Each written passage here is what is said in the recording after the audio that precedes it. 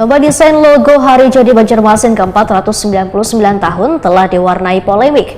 Hasil karya pemenang akhirnya didiskualifikasi setelah diverifikasi Dewan Juri menemukan adanya unsur kemiripan signifikan dengan logo Hari Jadi Kabupaten Purworejo, Jawa Tengah ke-194 tahun. Berdasarkan petunjuk teknis, maka pihaknya memutuskan untuk mengeliminasi hasil karya pemenang tersebut agar menghindari polemik di kemudian hari.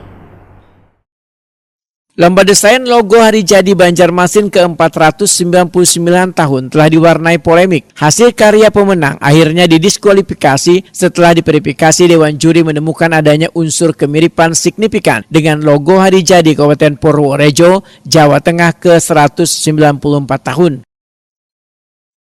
Dewan Juri logo Dinur M. Pradita, Wetakuni Prima TV, Baisukan Minggu 10 Agustus 2025 memandahkan berdasarkan petunjuk teknis maka pihaknya memutuskan untuk mengeliminasi hasil karya pemenang tersebut agar menghindari polemik di kemudian hari.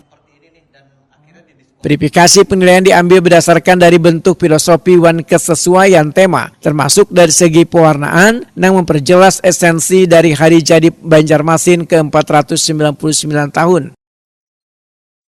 Dinur M. Pradita menyatakan pemenang desain logo Hari Jadi Banjarmasin ke-499 tahun akan ditentukan dalam waktu dekat ini.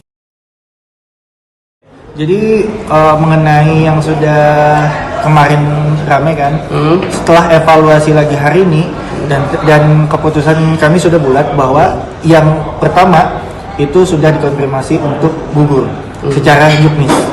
Jadi ini tidak keputusan sepihak juga, dan ini adalah menyesuaikan dari juknisnya karena terindikasi mempunyai kemiripan dari logo lainnya. Jadi untuk tidak menimbulkan beberapa masalah lainnya, maka dari itu kita akan menyesuaikan juknis yang mana yang pertama otomatis sudah digugur.